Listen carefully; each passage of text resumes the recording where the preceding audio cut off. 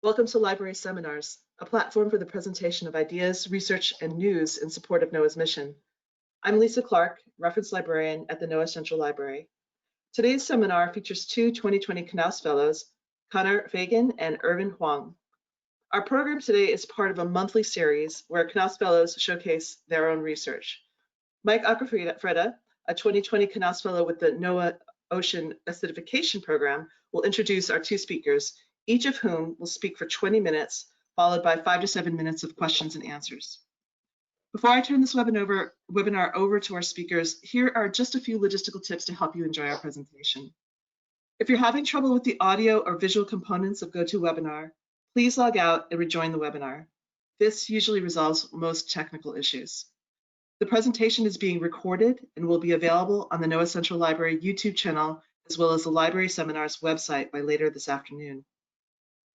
We will also be accepting questions throughout the webinar, and we highly encourage you to enter them into the question box on the right side of your screen. I would suggest distinguishing the questions with the speakers' names, Connor or Irvin, so that we know who your question is for. So with that, I thank you for attending the library seminar and turn the presentation over to Mike. Thank you, Lisa. It's my pleasure to introduce Connor Fagan. Connor is a 2020 Knauss Fellow with the Marine Mammal Commission. He graduated with his JD from Louisiana State University's Paul M. Herbert Law Center. His research and work at Louisiana Sea Grant during law school focused on stormwater management, coastal resilience, freshwater impacts to marine mammals, and more. Connor, take it away. Thanks so much, Mike. And I will correct you on one thing. You got to get that French going. It's the Hebert Law Center. But thanks for the introduction, Mike and Lisa. And looking forward to talking to you all about potential transboundary solutions to stormwater management, the 2016 and 2019 Louisiana floods as a case study. So Mike introduced you to me, but an introduction to the research really focuses on Tangipahoa Parish, which is a mouthful. This is through some research at the Coastal Sustainability Studio through LSU, funded by the National Science Foundation and Louisiana Sea Grant. So this work primarily involved analyzing stormwater management regulations across the Baton Rouge area, because we realized that there was not a consistent methodology, terminology, or top-down management on a local level. And the end goal of this project, which is still ongoing, is to propose model regulations and language for local and city authorities. So I'll move to the next slide. Let's see. There it goes. So the roadmap for this presentation starts with why stormwater? What is stormwater? And how do we manage it, and what is an ideal way to manage it? So stormwater management basics would be the second portion, with Baton Rouge, Louisiana as a case study. Then we move on to the legal framework for stormwater management, as well as how to measure effective stormwater management. So this picture is actually one I took with my iPhone during my first week at LSU Law. And as you can see, there's some not ideal flooding going on across the Amite River. And there's actually a picture at the end that is a sky shot of this river that I drove across, which is wild that I drove across it at the time. And so stormwater management is important because city regulations and local regulations on stormwater management are the strongest existing local control for flood management. I emphasize local there. And they sit at the nexus of development, flooding, mitigation, and community benefit. Think green infrastructure, conceptually coastal resilience. We're thinking about the community, we're thinking about ecosystems, we're thinking about everything all together. Stormwater management is part of a suite of sediment, erosion, and water quality controls dedicated to reducing the environmental effects of land development. So Baton Rouge as a case study. Louisiana has flat topography, and its hydrography, I'm not a hydrographer, is extremely affected by historic rain events. So cross-jurisdictional integrated coordination, like proposing model regulations and language across municipalities is necessary to mitigate statewide flooding. So how does this tie into NOAA or coastal resilience broadly? So conceptually, stormwater ties into coastal resilience primarily on the disaster management front. And in order to mitigate flooding, stormwater management planning is a key tool. So the basics of stormwater management. The primary policy control for stormwater is the Louisiana Pollutant Discharge System, a prevention plan through EPA, and so states are authorized by EPA to carry out these pollutant discharge systems. And the main tenet of these regulations is that for all development that disturbs more than 1 acre, there's some sort of reporting or management process. And I'll talk a little bit more about how those regulations can be vague and confusing for developers. So inconsistent regulations and authorities can cause confusion. And also note that the governor's office has oversight on municipal and parish hazard mitigation plans, which are a little different than stormwater management plans, with regional authority delegated to FEMA.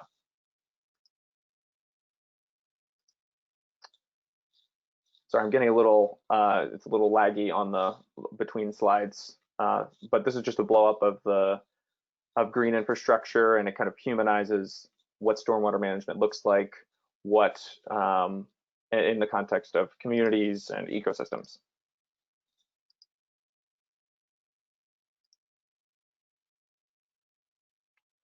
So here we have the basics of stormwater management regulations, and on the right there you can see how complicated it is top to bottom, and that's actually FEMA's method of funding hazard mitigation plans, and all the way down to the state level. So in creating hazard mitigation plans, municipalities can account for how their plans interact with disaster management, regulatory mechanisms, and other programs, including stormwater management. Hazard mitigation is vital to infrastructure of all kinds, including comprehensive zoning plans on a local level, capital development improvements, economic development plans, and post-disaster recovery plans. And these are the enabling statutes if anyone's interested. I'm not going to dive into the Clean Water Act or the Code of Federal Regulations here, but you're more than welcome to dive into these after the presentation. And this is just a blow up of the graphic. So more on the basics of stormwater management. It's becoming not basic at this point. Broadly, there's enforcement for hazard mitigation and stormwater management on a local and state scale when authorized by EPA. However, the enforcement of stormwater management plans is often not mentioned in local regulations, or the office is not specified in local regulations. However, federal enforcement for hazard mitigation plans includes ineligibility for federal grants and the potential revocation of funding completely. And also there's inspections of construction sites, industrial sites, and city storm systems as part of EPA's mandates. And high level oversight is probably what that means. And here on the right here, this graphic gives you an example of the state of California's agencies that all govern water transfer management. And some other regulations in Louisiana that are relevant to stormwater management and flood control include, national flood insurance legislation, Louisiana Flood Control Program, and Louisiana's Coastal Master Plan. And so how does adaptive management fit in here? Adaptive management actually is pretty minimal, and this is difficult because there's not a lot of data on a local level, especially for individual basins. There is local collection of river basin levels, but that's about it. There's no measure of the efficacy of management. Let's see, moving on here. Now we move on to the fun part, which is the legal framework for stormwater management. I promise there's not going to be too much legal jargon here. However, I will say that Louisiana is a home rule state, which means that local or parish planning and zoning commissions establish land use policies, which ties into those EPA regulations on pollutant discharges.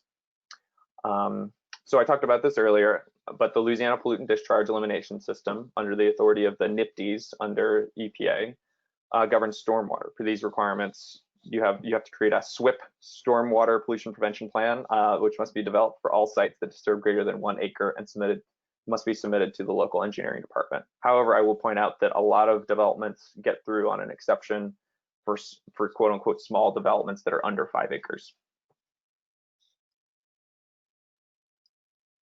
So more on the legal framework for stormwater management.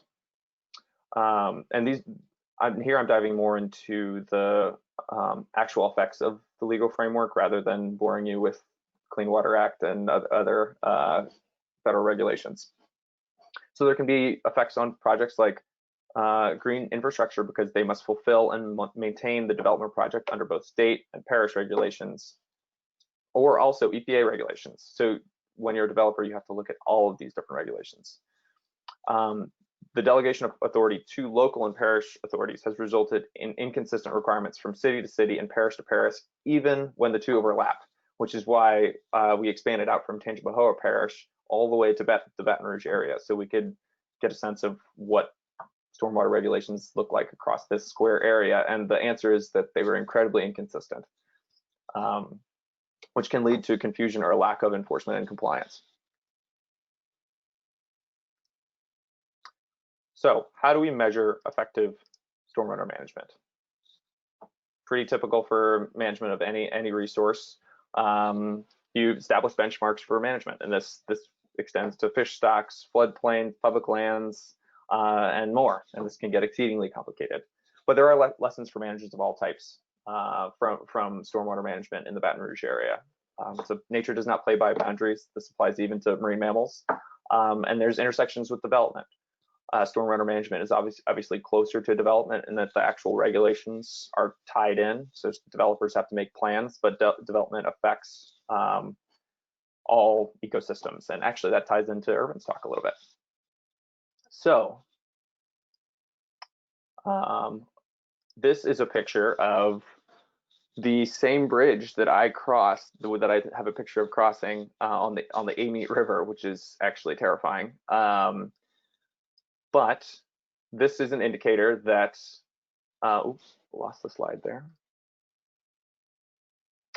This is an indicator that cross-boundary, cross-jurisdiction integration of management approaches, so best management practices, and just language of local regulations is absolutely necessary. I'll point out that stormwater wasn't even spelled the same across jurisdictions. So you'd have storm space water or stormwater, capitalized, not capitalized. You know, homogenizing these and lining up these regulations is really essential to building management plans that are beneficial for ecosystems, communities, disaster management across the board. And so these benchmarks that I mentioned, broadly, you can group these into coordinated adaptive decision-making, reducing water allocation conflicts. So development versus recreational use, canoeing, you know, very popular in Louisiana. And whether there's a functioning information and data collection system, as well as the stakeholder welfare. So for us, that would be developers, recreational users, community members, other city stakeholders. And largely what we found throughout our project was that the Louisiana system is out of date and needs to be synchronized. And the Coastal Sustainability Studio is really geared towards building projects that fit these best management practices, that seek to aid local representatives, including, so the Ascension Parish local government was very involved in this project. And these kinds of local projects can really give you an insight on what transboundary, regional, synthesized management can look like. So I actually went pretty fast there, which might leave a little more time for questions. If you feel free to pop them into the chat, or feel free to reach out to me after this. I'd be more than happy to answer questions about the whirlwind of federal regulations and stormwater management that I just talked about. Thank you, Connor. Yes, I encourage you all to go to the right side of your screen to open the questions chat box and enter those questions and ask them live right now. Meanwhile, if you're interested in Connor's slides, you can download them from the handouts menu on the right side as well, which he has graciously provided his slides. And I think you will should be able to look at them as a PDF. So let's give this a second. As you saw, there was a little bit of a lag, so sometimes it takes a second to get the questions. And here they come. So the first question, Connor, is what was the name of the river you showed with the aerial imagery during a flood?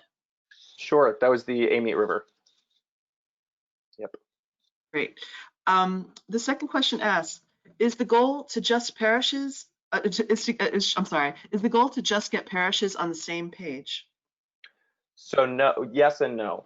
That for that specific project, sure. That was the goal of the project, was to basically just set some ground rules for what municipality does it mean when you fill out a SWIP, fill out one of those management plans.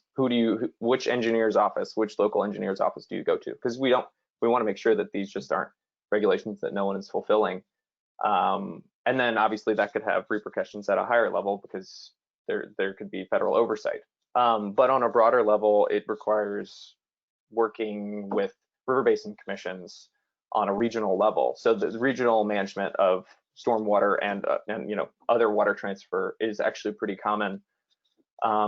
Maybe not at the scale that would be the best management practices, but it is common to manage water regionally. The District of Columbia has that with Maryland.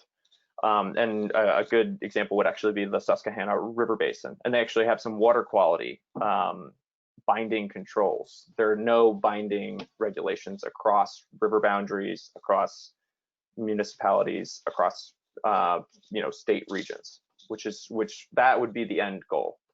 That was one of the conclusions I arrived at after individual research done after this project, was we really need across boundary regional binding controls. Good question. Great. The questions are starting to pour in. This next question asks, have you connected with the Gulf of Mexico Climate and Resilience Community of Practice? Run through the Gulf of Mexico Alliance and the Gulf Sea grant programs may be of interest. I have through my former boss at Louisiana Sea Grant, Melissa Daigle. Excellent. Yeah, next question asks, is there coordination between enforcement policy at the local, state, and federal level? So that's a yes, there is, but I'll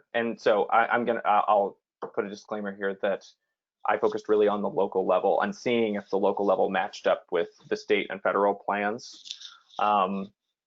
Where it starts to fall apart a little bit is as developers are building these projects and then having to report to the local municipality. So in the process of going through the management plan, it starts to fall apart.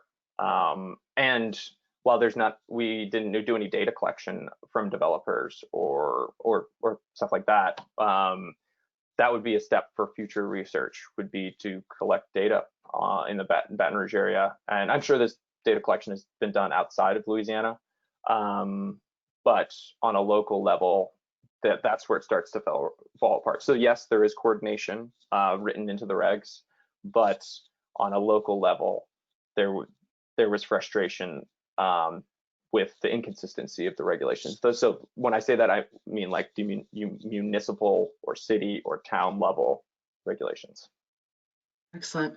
Next question asks, how can local NWS office help work with partners, i.e. emergency managers, etc.? Sure, that's a tough question. I'm sure there's existing networks. I don't work with necessarily when I worked at Louisiana Sea Grant, we didn't work with the NWS offices, but I would say informal liaising would work, because having national officials in touch with local representatives is really essential, and I'm sure that's carried out to some degree. But the more involvement, the better. The more and the more diverse boots on the ground and boots analyzing as well is essential. So I'd be happy to follow up with whoever asked that question as well to talk more about formal avenues for that. I'll make sure to highlight that person's name. This next question asks, what's the outcome for the residents? Will local government ever ban construction in zones where flooding is frequent? It depends on the municipality. I'm pretty keyed into stormwater management and local government in DC as well.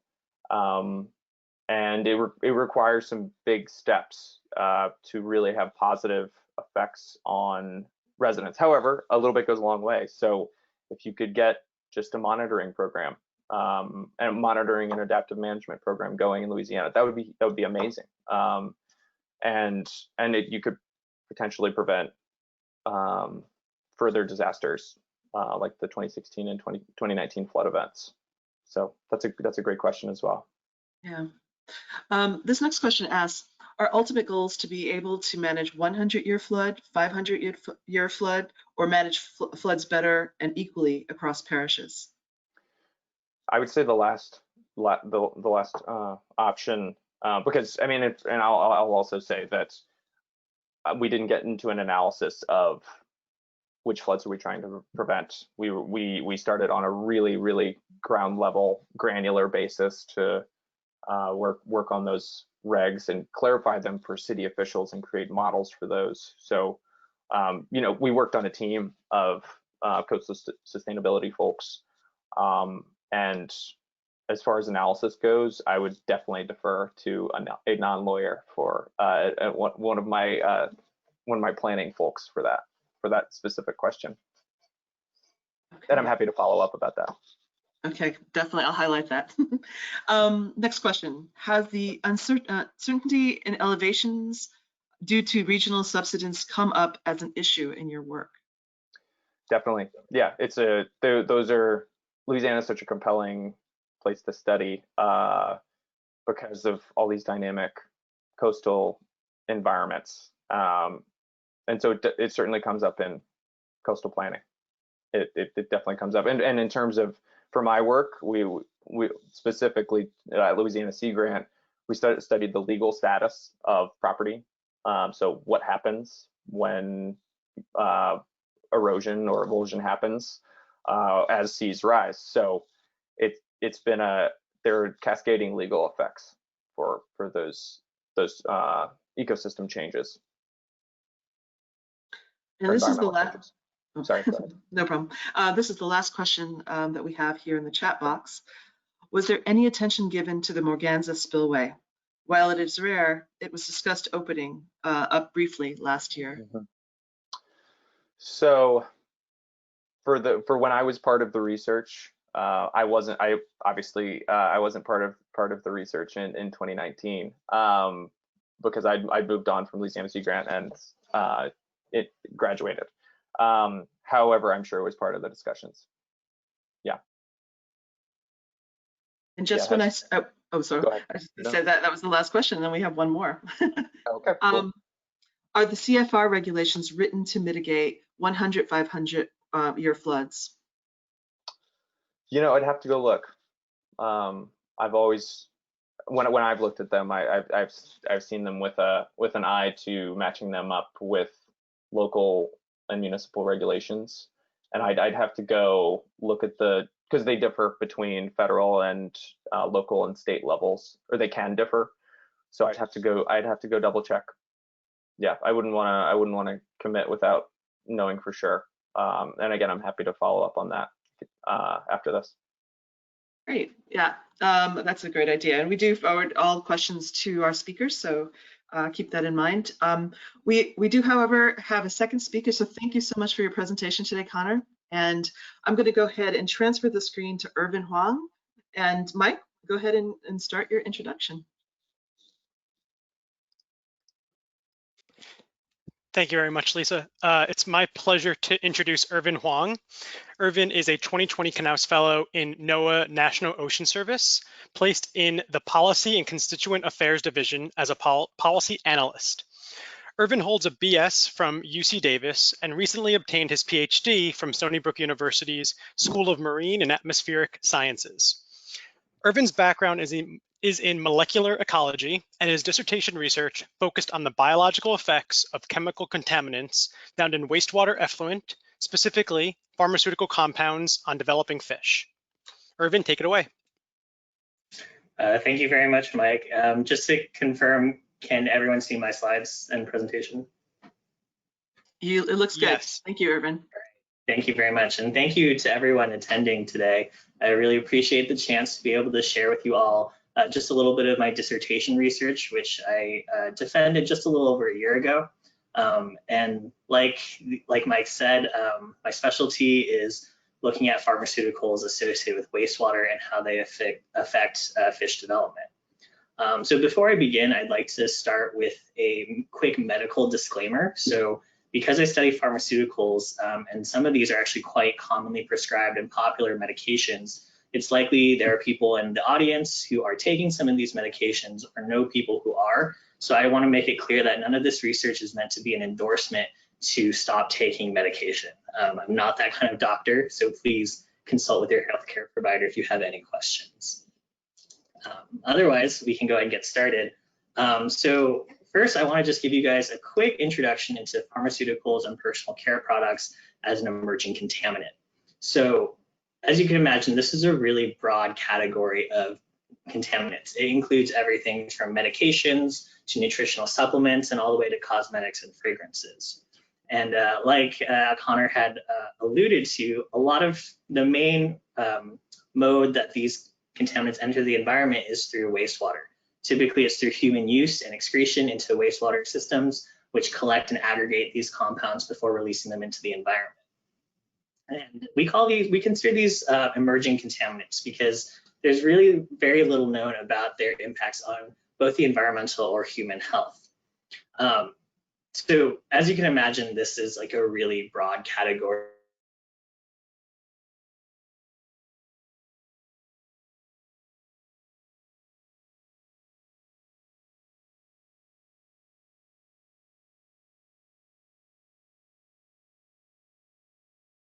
As psychiatric medications. And so to give you an idea of the scope of contamination, I've provided just some values that different studies have measured in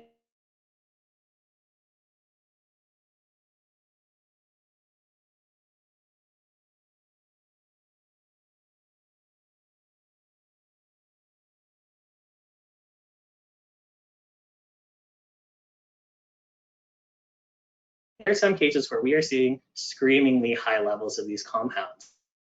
We're talking milligrams per liter levels, and these are definitely extremely alarming and concerning. However, they're definitely atypical. What we're more used to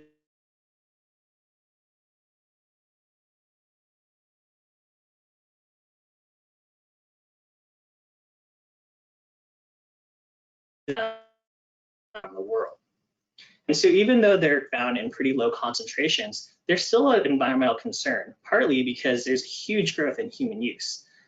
Studies have shown that in the last couple of decades, both spending and just investment in human use of pharmaceuticals is growing really steadily and is projected to increase growing into this next decade.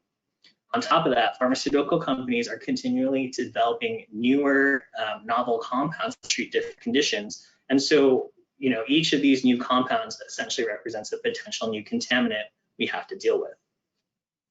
On top of that, these are quasi-persistent contaminants. So they're certainly not as persistent in the environment as compounds like PCBs or DDT. However, they are resistant to degradation. So I mentioned before, wastewater systems are the main source into the environment. And those wastewater treatment plants aren't designed to remove compounds such as these. And so they enter the environment relatively unchanged.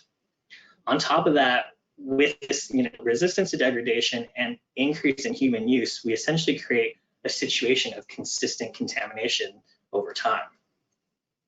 And lastly, and probably most importantly to us at least, is that these are compounds that are designed by humans to have a biological effect at low doses. So if we compare this to other pollutants such as industrial waste products, there was actual thought put into how to create effect without using a high concentration, which is really a major tenet in pharmacology. And so even though we're seeing these compounds at really low concentrations, there's still potential for them to influence key physiological systems in the wild.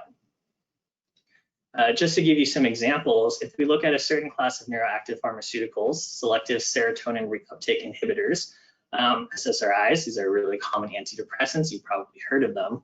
Laboratory studies have shown that these compounds can alter reproduction, growth and survival, and even behaviors in different species of fish in the lab.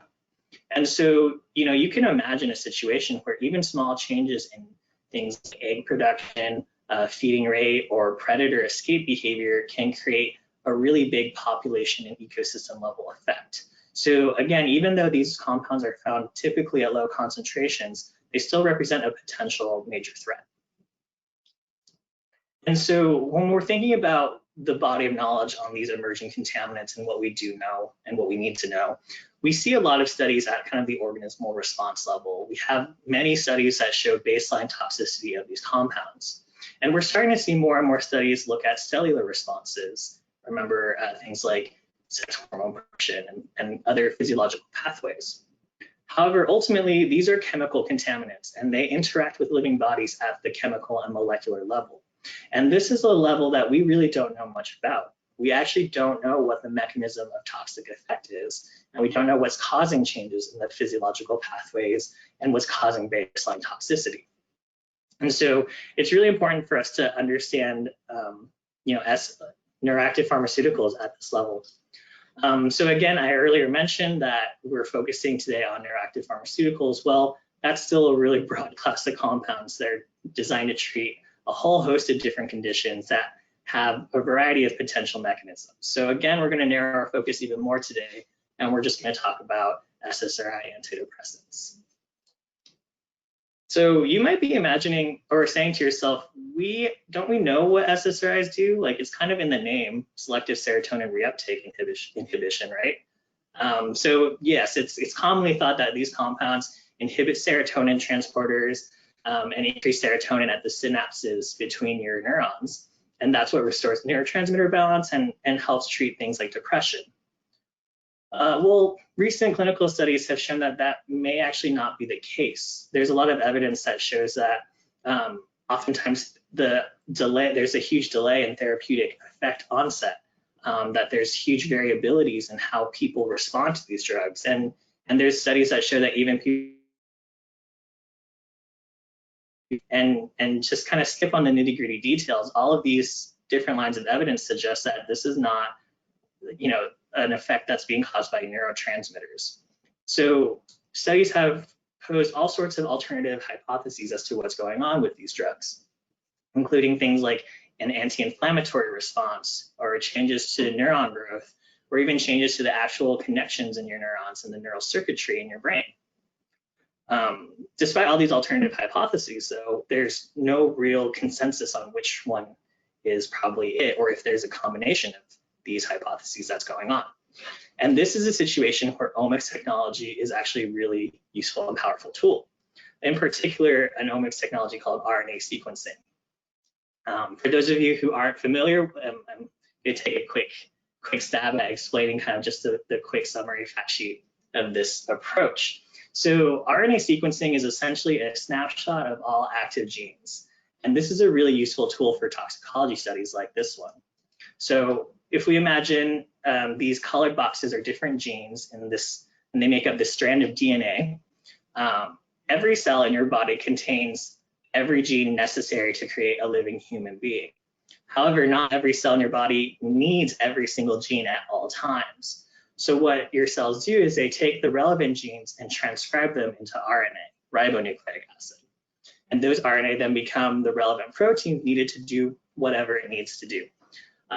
And so it's this collection of RNA that's active at any one time. We call that the transcriptome.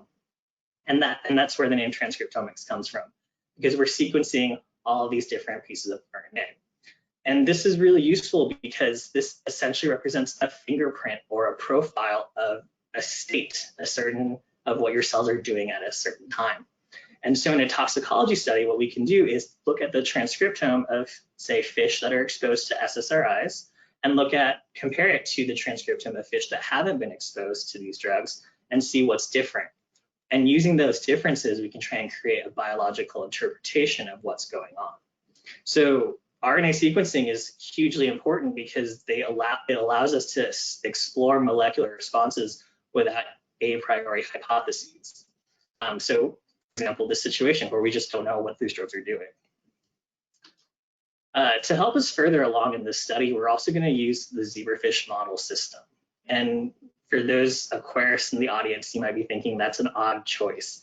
Zebrafish are definitely not the most ecologically relevant study organism. They're definitely more relevant in aquariums and biomedical labs. However, zebrafish are going to be used as our stand-in for wild fish, and for many reasons. One, they're really easy to rear in a lab setting. They produce a large number of eggs that we can use for experiments, and they develop really quickly outside of the mother in these really clear, wonderful eggs that we can study pretty easily.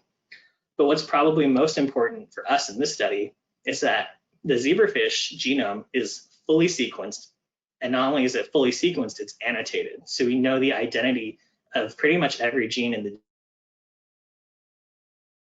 the functions associated with each gene are. And that's really important for us in the study because that's what we want to get at is function. So how does one actually do a transcriptomic study? Well, first you start by exposing your zebrafish embryos. Like I said earlier, today we're focusing on selective serotonin reuptake inhibitors. So we're going to use two of them. We're going to use fluoxetine, which you might know as Prozac, and paroxetine, which you might know as Paxil.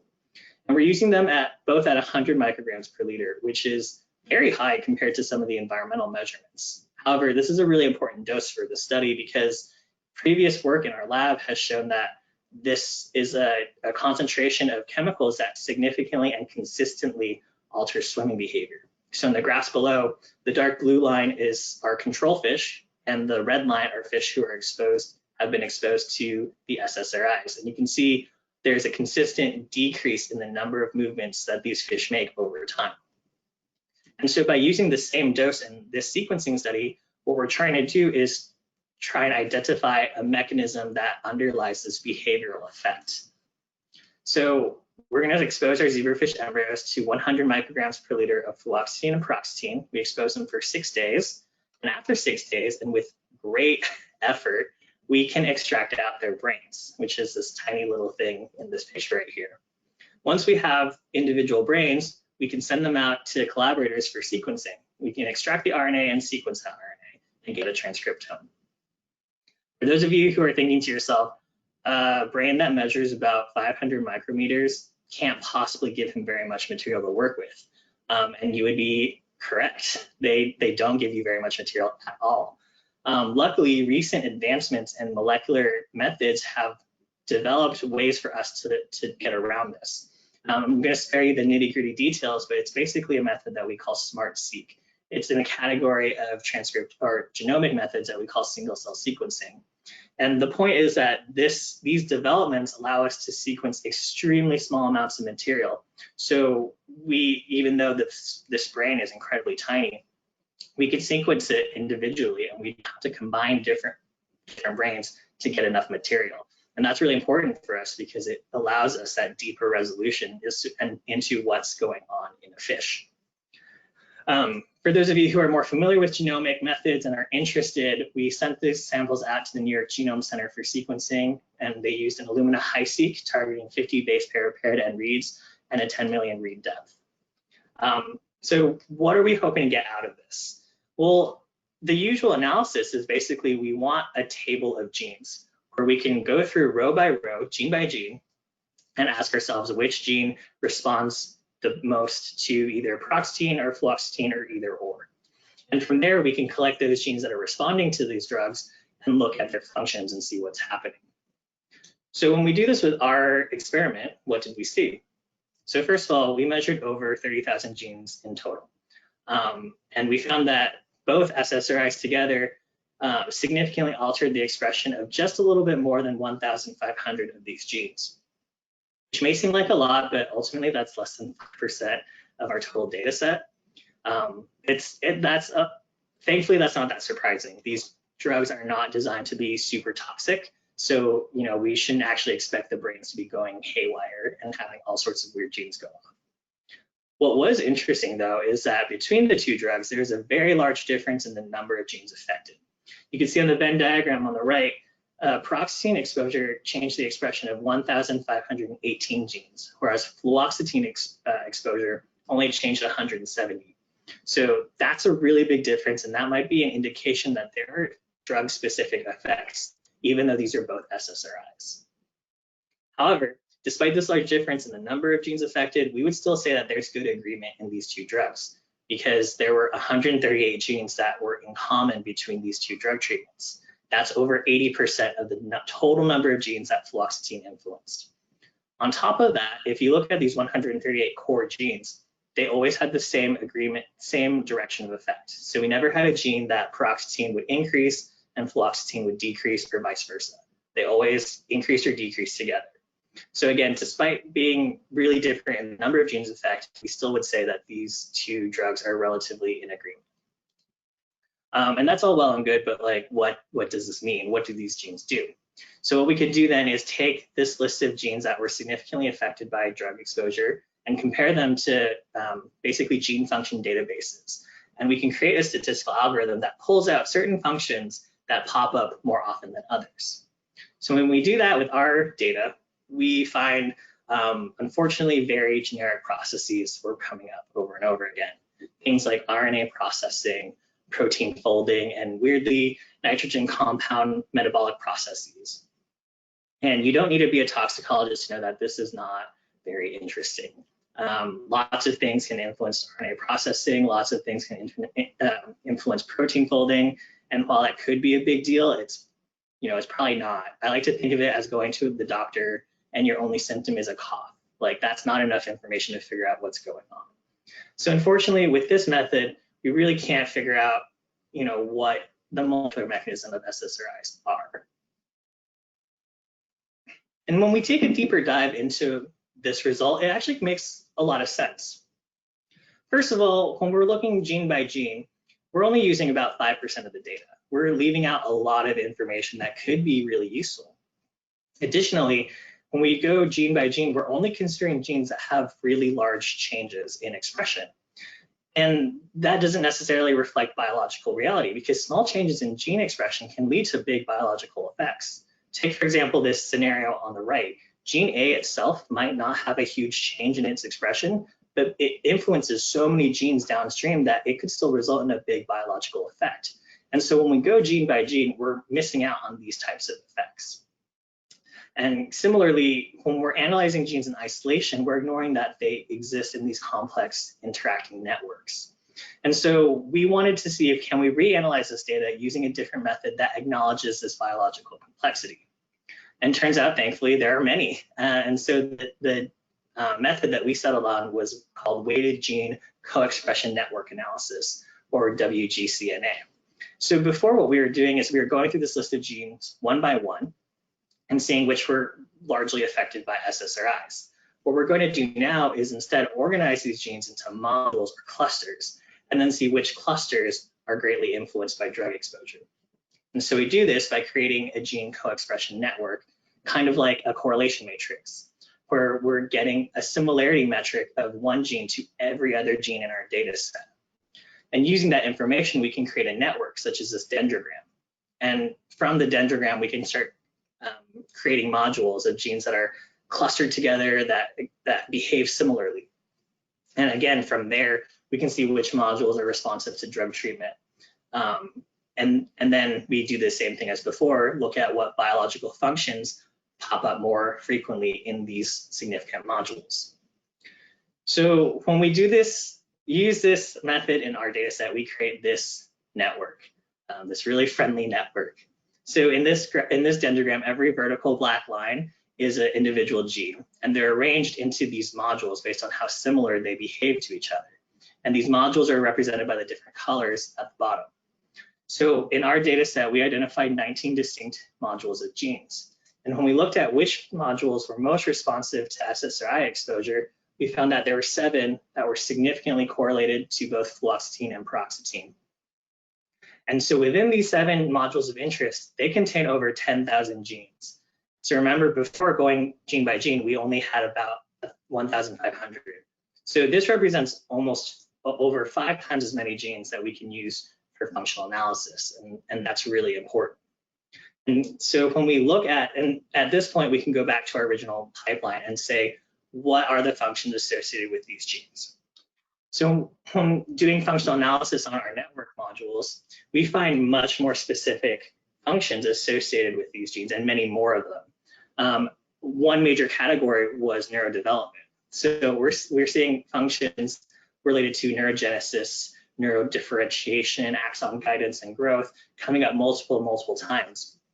And already this alone is already painting a much more specific, much more interesting picture of what SSRIs might be doing in the brains of these fish. And what was also really interesting was that there was actually a second category of activity that kept coming up again and again in our analyses related to the mitochondria. So things like mitochondrial respiration, ATP synthesis, were functions that kept coming up over and over again in these modules that were influenced by SSRIs. And so again, we could pair these two together and create a really colorful and specific hypothesis that maybe SSRIs in the brains of these fish are disrupting mitochondrial activity and causing neurodevelopmental effects. And that might be what's underlying the behavioral changes we're seeing in these zebrafish. Again, to compare what we had before, which was just these very generic cellular functions, we couldn't come up with anything.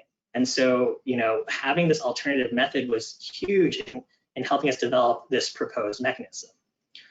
And ideally, the next step would be to run confirmation studies using zebrafish to, different genetic and molecular methods can confirm this. Unfortunately, we didn't have the time or funding to be able to do that. So unfortunately, even though we feel really strongly about this proposed mechanism, it's still a proposed mechanism. However, what we can do, though, is go back through our massive transcriptomic data set and look for individual genes that might be related to neurodevelopment or mitochondrial function and see if other people have studied them. So going back into our modules, we were looking to see if anyone had studied genes within the modules that were significantly influenced by SSRIs. And it turns out many had already been studied. Just to give you a few examples, the gene FKBP5 showed up in one of our modules that was influenced by SSRI exposure. And it turns out this is a really common gene to study in human pharmacology labs. And many labs have shown that mutations in this gene can cause mitochondrial dysfunction and impair neurodevelopment. Similarly, genes like KLF9 and UCP2 showed up in our modules that were influenced by SSRIs and have been shown in rat, human, mice studies that they influence both mitochondria activity and neurodevelopment. So even though we haven't been able to confirm ourselves in our zebrafish that our proposed mechanism is correct, there's lots of evidence within our own data set, as well as in the data sets of many different labs and many different studies, that seems to suggest we're really onto something here. So I know that was a lot, so just to give you a quick summary, when studying the transcriptomics of these two different SSRIs, we found that there's really consistent behavior between the two drugs. However, there's a really large difference in the number of genes affected by these drugs, which might indicate some drug-specific differences. Network analysis was a much better approach in trying to figure out the proposed mechanism of toxic action because it expanded the amount of data we were able to use by acknowledging biological reality. And that we propose that SSRIs cause all these different effects by altering mitochondrial function and altering neurodevelopment. And so before, just to put all this in context now, thinking about what we now know about SSRIs, we can add just a little bit more information at this molecular level, which I think is going to be really powerful knowledge moving forward because now we can investigate how these mechanisms create the cellular responses, create the organismal responses that other studies are seeing, and hopefully one day maybe inform how they might affect populations and ecosystems. It's only a small contribution, but I think it's a really interesting one. And before I end, I just want to make sure to acknowledge that this was only possible by really generous funding and support from New York Sea Grant and from the Hudson River Foundation, and I'm happy to take any questions that the audience may have. Thank you so much, Irvin. That was wonderful. Yes, this is a great time to ask live questions to Irvin. We have 10 minutes to do so, so please type them in the question box and I'll read them out loud. But while we wait for the slight lag that takes place between your question writing and me being able to read them, I want to remind you that if you joined us late or have a colleague you think might enjoy the webinar today, please send them the recording. You can find it on the NOAA Central Library YouTube channel or the Library Seminars webpage, and I should have that all available by later this afternoon. So I see we have a question. So let me go ahead and start with this first question. It says, excellent presentation. Do you see your research being used to identify potential solutions to contain the contamination? That's a great question. I think there's definitely possibilities. It would be a little indirect though. I think containment of contamination is more of an engineering question, and I didn't get to any of that in this presentation, but that was something else we were looking at, was kind of from a chemical engineering standpoint, can we work more about that? But I think any knowledge of or different options of studying contamination's biological effects are always useful. Typically, when we look at contamination, we're just looking at concentrations found in sediment or water. And so if we have tools that show there's a biological effect happening, that's always better evidence. And, you know, having multiple lines of evidence, biological evidence, so changes in behavior or even indications that, you know, you might have a molecular effect are all good lines of evidence to have. Excellent. This next question asks, can the WGCNA analysis be completed on non-model organisms with a de novo assembly? Yeah, they definitely can be. It's the network itself can be constructed without without an annotated genome. It's the interpretation that becomes much trickier. And that's why we ultimately stuck with the zebrafish model, because you know, the WGCNA doesn't help you interpret your results. That being said, there's definitely many examples in the literature of people using this method on non-model organisms. Usually you pair it with like a blast or something to try and infer function. So it's definitely possible. Thank you. This next question asks, do you see your research being applied to fish consumption with contaminants similar to lead poisoning, etc.? Again, it's possible. I think for consumption purposes, we're not so worried about whether these fish are experiencing a biological impact. Usually it's just about the concentration in the muscle or organs. And we already have pretty good methods for those. So I would say it's possible. It probably wouldn't be a high priority method to really develop and transition. Right. This next question asks, perhaps if your analysis process can be applied to market fish such as tuna, etc. I guess it's a continuation of the last question. Yeah, again, I think that I haven't considered it. I think it would be super interesting. I think definitely worth checking out anyways, for sure. Excellent. This person asked, I may have missed this in this description, but were the SSRIs exposed at the same time, or were these separate exposures? Great question. I apologize. I didn't really get a chance to go too in detail on the experimental design. They were separate treatments. So fish was only exposed to one drug at a time. We didn't have the chance to combine exposures just because that really balloons out the experimental design. And we were limited in what we can do with sequencing. So yeah, great question. This next question asks, again, it's related to fish consumption relevant to human consumption. That's the question. I think it's I guess it's a relative question. Like, what is fish consumption relevant to human consumption? I guess of the drugs. Sorry, can you repeat the question? Just. Sure, it's kind of a phrase. So it's fish consumption relevant to human consumption ?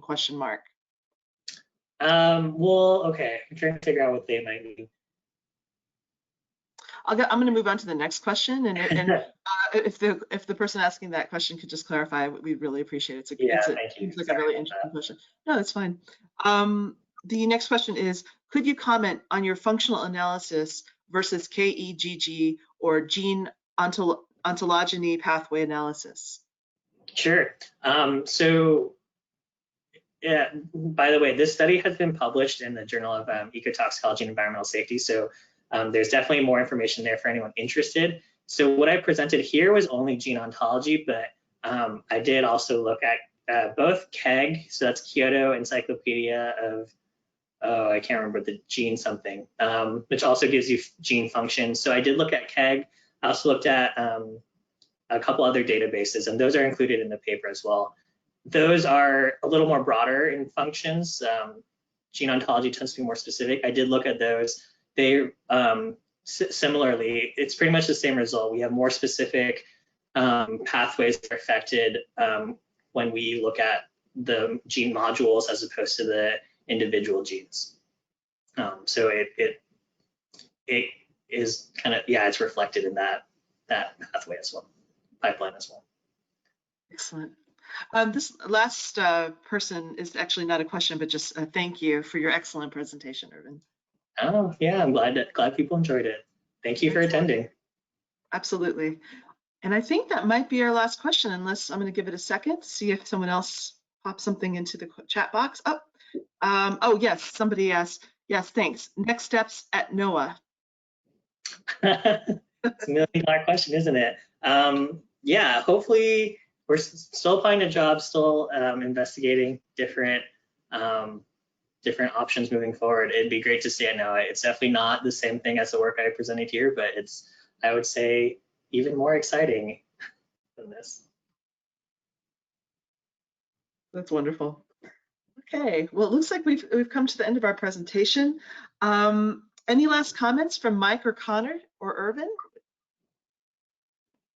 Thank you, everyone. Thank you. All right, well then I would like to conclude by thanking our speakers for sharing their research with us, and to Mike for introducing Connor and Irvin, and to the audience, of course. I truly appreciate that you joined us today for the library seminar. The library is very proud to present the work of the NOAA community, and especially to support the Knauss Fellows, and we hope that you will join us again. So be well all. Thank you.